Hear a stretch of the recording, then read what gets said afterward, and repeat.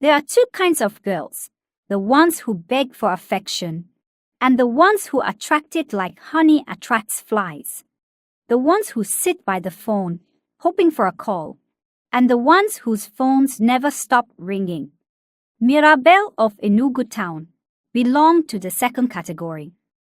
She didn't chase love. Love chased her. Men paid for her, bought her gifts, and fought for her attention, like bees scrambling for sugar. Mirabelle was not like other girls. She didn't wait for boys to call her. No, it was boys who waited by their phones, hoping she would reply. Some of them even prayed just to hear her say their name. Every time she walked through the market or past the junction, men stopped what they were doing. Some whistled, some stared, some followed her like goats chasing the smell of yam porridge. In 1 year alone, 5 men knelt to propose. All of them bought rings. All of them gave gifts. None of them lasted. Mirabelle would laugh and tell her friends, "They are all the same, too soft, too slow. I want a man who knows how to hold power." She never dated one boy at a time. If you thought she was yours, someone else was already picking her up after you dropped her off.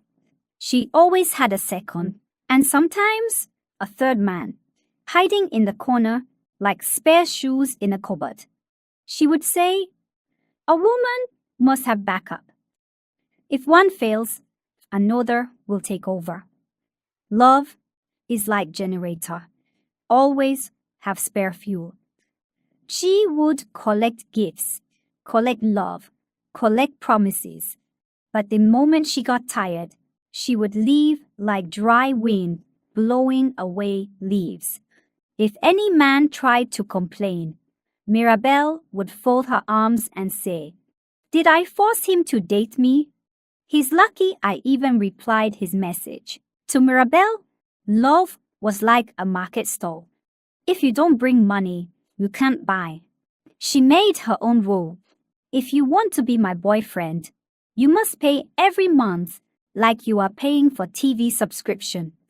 More like how people recharge their phones to browse the internet.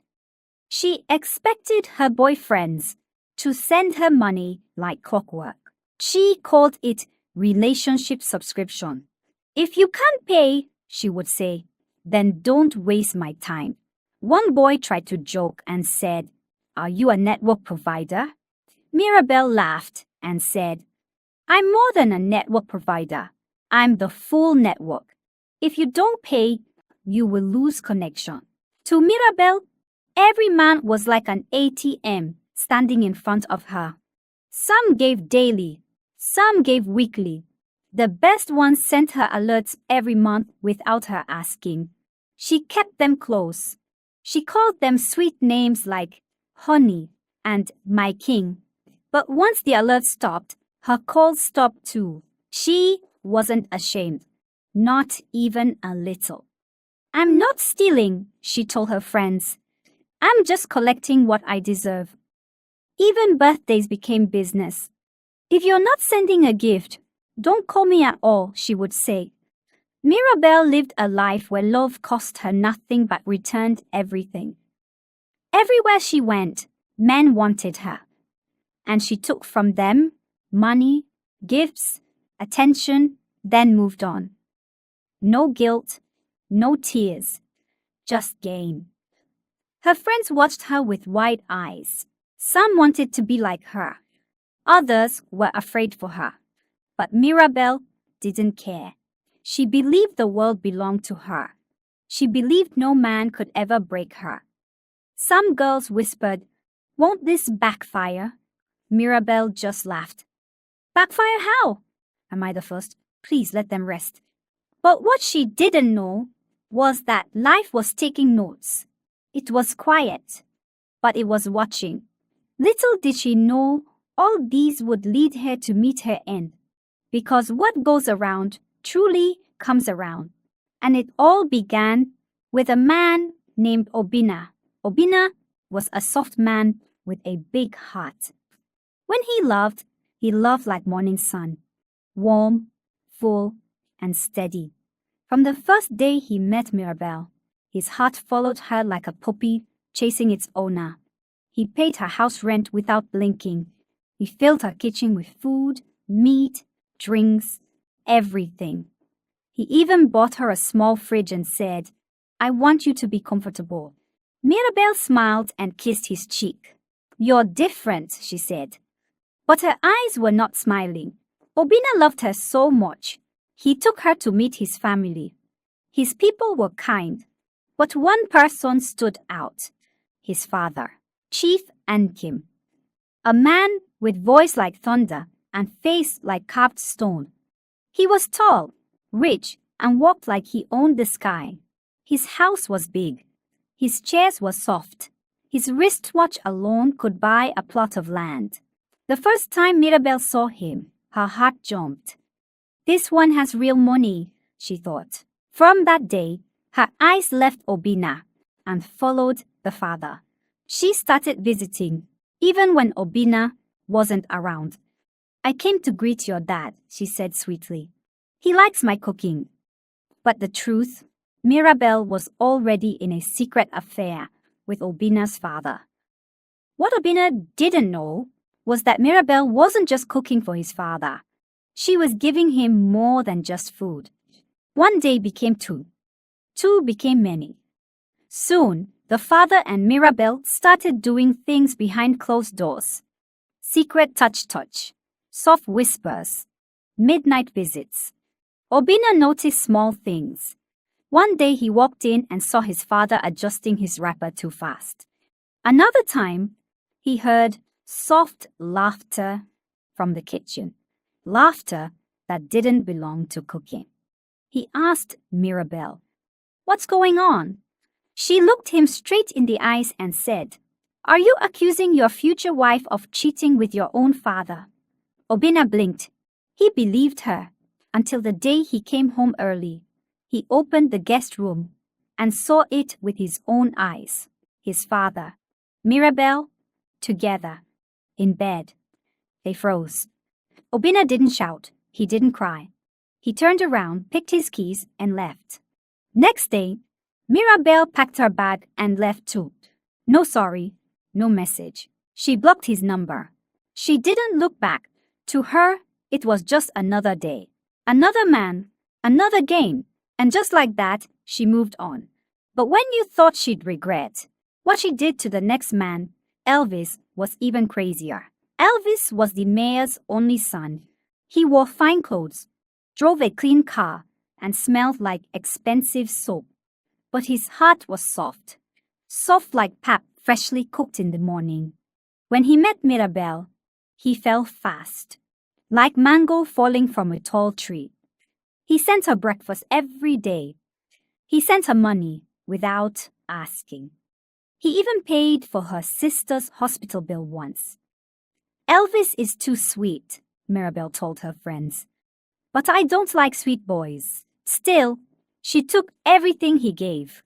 Money, airtime, perfume, bags, everything. He was her walking wallet. When Elvis called her 10 times a day, she rolled her eyes. "Can't this boy rest?" she said. He said, "I love you." She replied, "Buy me something." He said, "I miss you." She said, "Send money first." Right from the start, Mirabelle never appreciated anything Elvis did for her. Not the gifts, not the money, not even his time. She always felt entitled to everything he gave. "I'm his girlfriend," she would say boldly. "So his money is automatically mine." Worse still, she constantly complained. Elvis, who gave her attention and treated her with respect, was seen by Mirabelle as weak. "You're too soft," she would say to him. "Always available, always texting. I can't stand a man that doesn't have age." Still, Elvis didn't stop. He believed Mirabelle would change. He believed that one day she would see his love and accept it with her whole heart. So, Elvis made a plan. He wanted to do something big, something she would never forget. He booked a private dinner in the best restaurant in town. There were roses on the table, soft music in the air, and candles dancing like stars. Mirabelle walked in, wearing a red dress and rolling her eyes. "Too much effort for nothing," she whispered under her breath. But Elvis smiled. His hands were shaking. His heart was beating fast. When the food was served, Elvis stood up. He brought out a small box. Then he knelt down and opened it. "Mirabelle," he said with his eyes shining, "will you marry me?" Everything stopped. Even the music seemed to go quiet. Everyone in the restaurant turned to watch.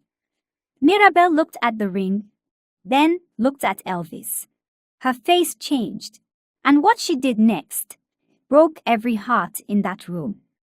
Mirabelle didn't smile back. Instead, she threw her head back and laughed. Not a small laugh, a loud one. A laugh that made people in the restaurant turn around. She looked at the ring and scoffed. "So this is it?" she asked. "Just a ring. Where is the car? Where is the house key?" Elvis's hand dropped a little. Mirabelle stood up, adjusted her dress, and looked around the room. Everyone was staring. Some were shocked. Some looked away. But Mirabelle didn't care.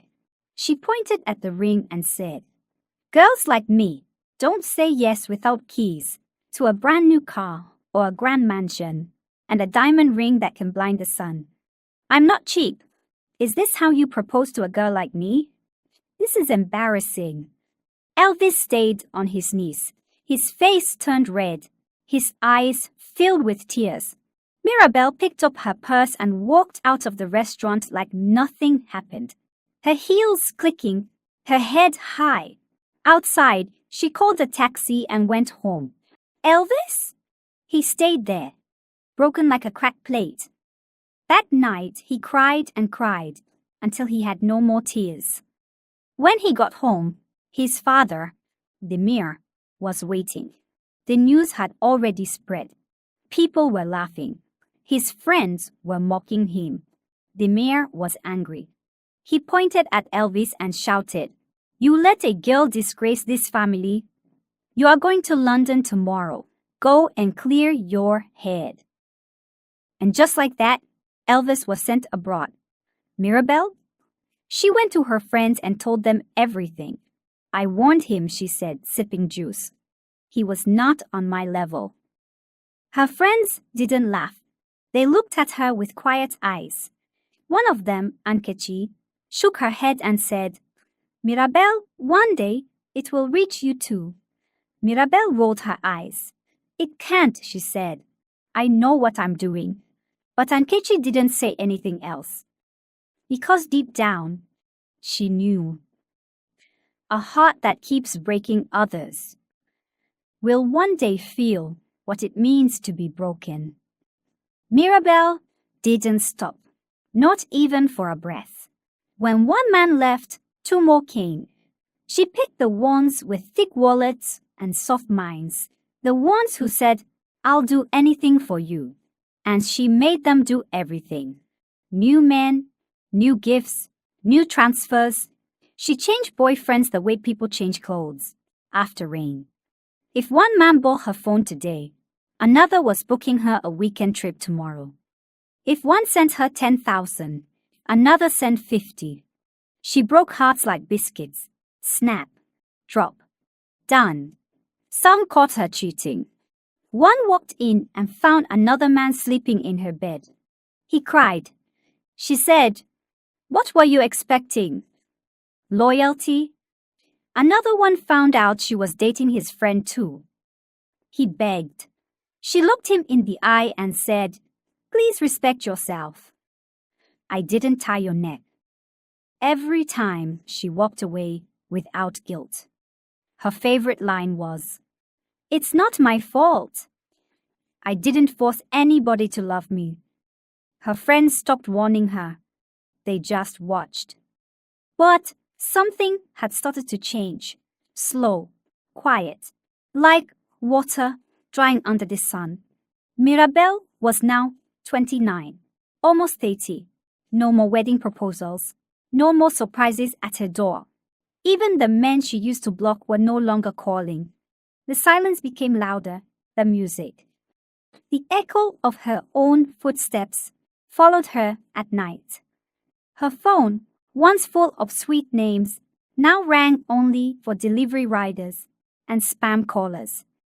She sat on her bed one evening, looked around her quiet room, and sighed. Maybe, just maybe, it was time to settle down. But life does not forget.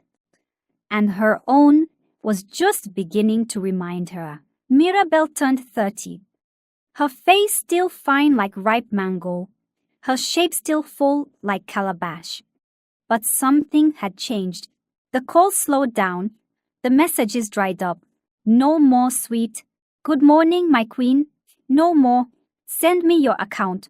Only two types of men still chased her now. Married men who wanted secret things, and small boys with loud mouths and empty pockets. The serious men were gone. The ones who once wanted to marry her were now married. Some even had children already. The only ones left were men with grey lies and empty pockets. Men who were either married or moving from house to house looking for free food. Mirabelle sat one day and said to herself, "I will never be second wife." But the truth was hard. Even the chance to be first wife was no longer coming. She would dress up, walk around town, attend weddings, even sit at the front of church, hoping to catch one real man's eye. But all she got was, "Are you still single? Ah, you're not married yet? What are you waiting for?" She began to feel it. Loneliness. The table that used to be full of options was now empty. The game she played for years had turned around. And now, the player was alone on the field. 5 years passed, and Mirabelle, once surrounded by attention and luxury, was now surrounded by silence. Until one day, Dave walked into her life. One hot afternoon, when the sun sat lazily in the sky, Mirabelle met a man named Dave. Dave was not like the others. He didn't meal. He didn't beg. He didn't send money on the first day. He just looked at her and said, "You're fine, but I'm not like other men." Mirabelle blinked. Her heart skipped like a goat running from rain. No one had ever said that to her before. No one had ever looked at her without begging for attention. But Dave looked straight into her eyes and didn't flinch. From that day, Mirabelle's heart started to beat in a different way. She couldn't sleep without thinking of him. She smiled at her phone, waiting for his message. And when it came, it was never too much. Just enough to keep her chasing. She told her friends, "This one is different." She started doing things she had never done before. She woke up early to cook. She cleaned Dave's apartment like it was hers. She wore her natural hair, no wigs, no eyelashes, no long nails, just the way Dave liked it. She even spent her own money on him, bought him shirts, shoes, and perfume.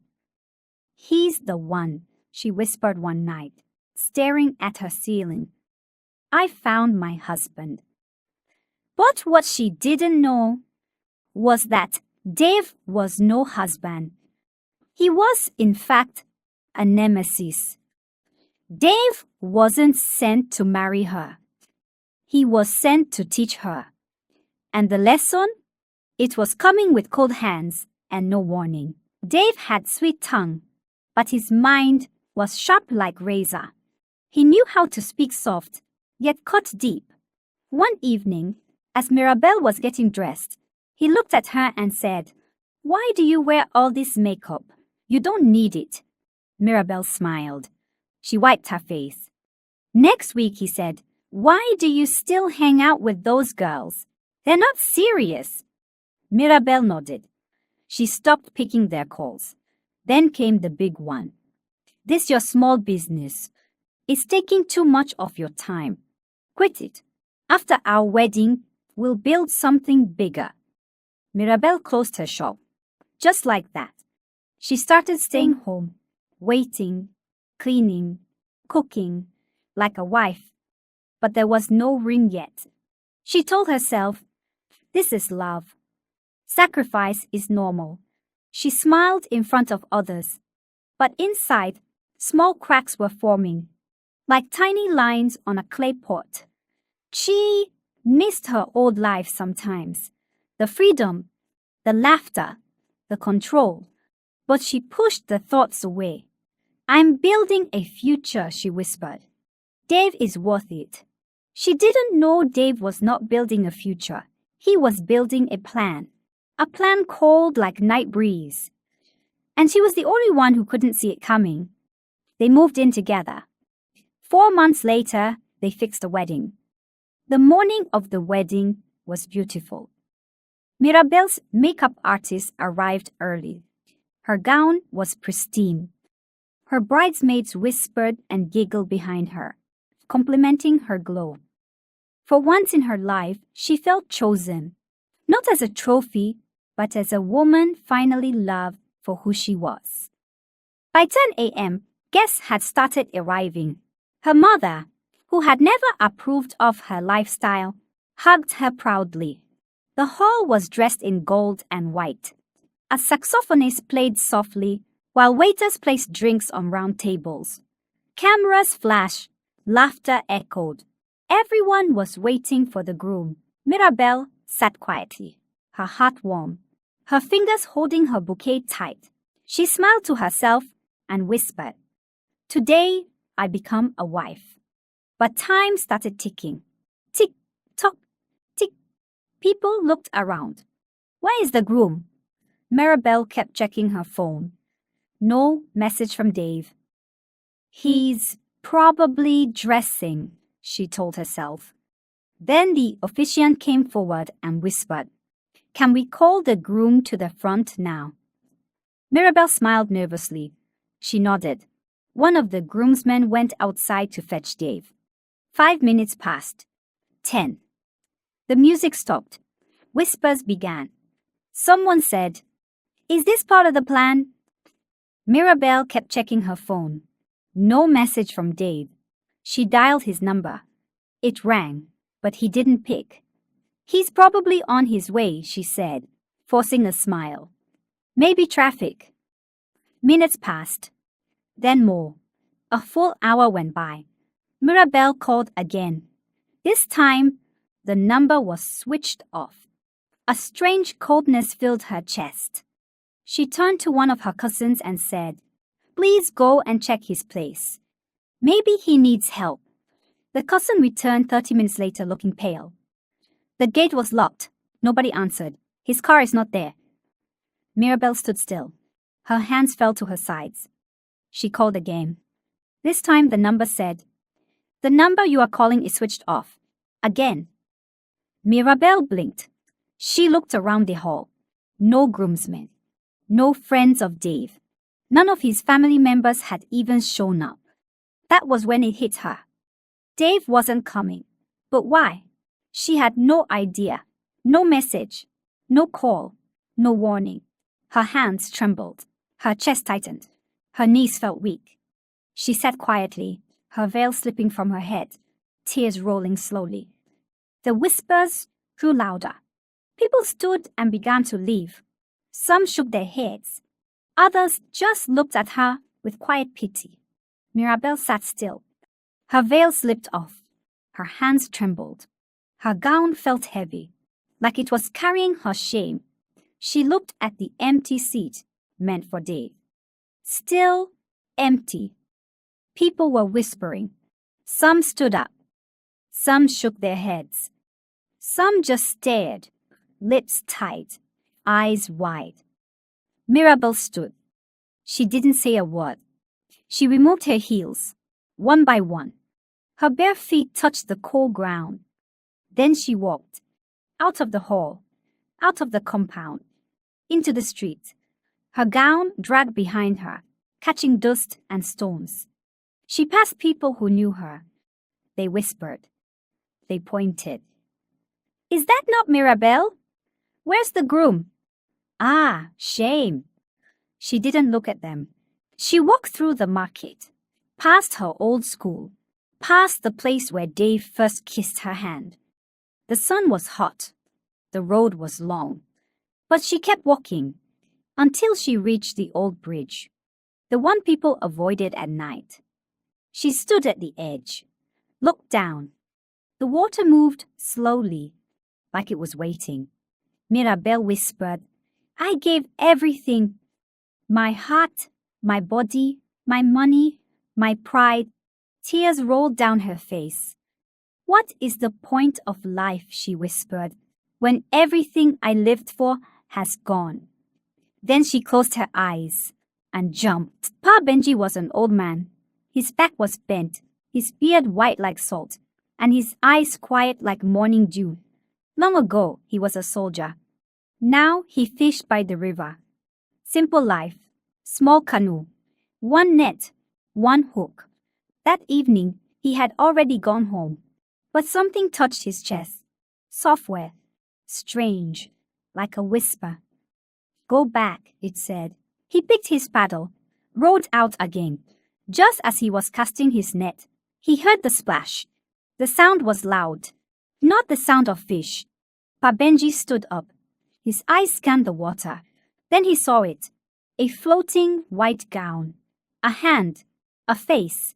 He rowed fast. His old arms moved like they were young again. He reached the spot and pulled the body close.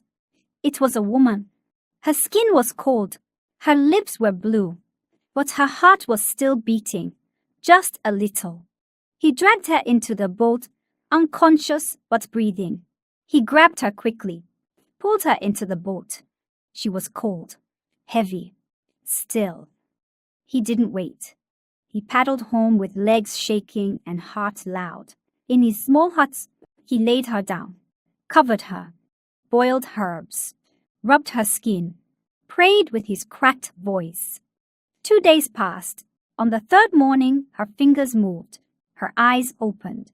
Slow, weak. Pa Benji sat beside her. "Who are you, child?" he asked gently. The girl looked at him, her lips dry, her voice like breeze. "Mirabelle," she whispered. Pa Benji didn't talk too much. He let Mirabelle rest. He gave her hot yam and pepper soup. He covered her with an old wrapper when the night was cold. He swept the floor gently when she slept. And every morning, he placed a cup of herbs by her side. Mirabelle said nothing for days. She just stared at the wall. Sometimes she sat outside and watched the birds fly. Other times, she closed her eyes and wished she could disappear. Then one day, as the rain tapped gently on the roof, Mirabelle broke down. She cried and cried and cried. Her tears fell like flood. Her body shook like tree in storm. Pa Benji sat beside her and held her hand. She told him everything about Obinna, about his father, about Elvis and the shame, about the boys she used, the money she collected, about Dave, and the wedding that never happened, and how she walked to the bridge. "He left me," she said, "on our wedding day, in front of everybody." Pa Benji looked at her, calm. She kept going. "I gave him everything, my body, my heart, my money. I even blocked all my friends, closed my shop, changed myself, and he vanished. Just like that." Her voice cracked like old wood. "He didn't call, didn't say sorry. He left me to drown." Pa Benji didn't rush his words. He looked at her kindly and said, "You are broken, child, but you are not dead." She blinked. Her tears paused. "As long as you are breathing, you can rise again." Mirabelle looked at him, her eyes wide. Later that day, Pa Benji's nephew came to visit. He knocked on the wooden door, smiling. carrying bread and groundnut. Pa Benji opened the door and said, "Ah, Dave, my son, you came." Mirabelle, sitting on the mat, froze. She turned slowly. Her eyes widened. Her mouth opened. She stood up, pointed her finger, and shouted, "You!" Dave dropped the bread. His face turned pale. The house went silent. The storm that Mirabelle thought was over had just walked through the door. Dave stood at the door, like a thief caught in daylight. His lips moved, but no words came out. His eyes met Mirabelle's, and they both burned, one with shame, the other with pain. Pa Benji looked from Mirabelle to Dave. "What is this?"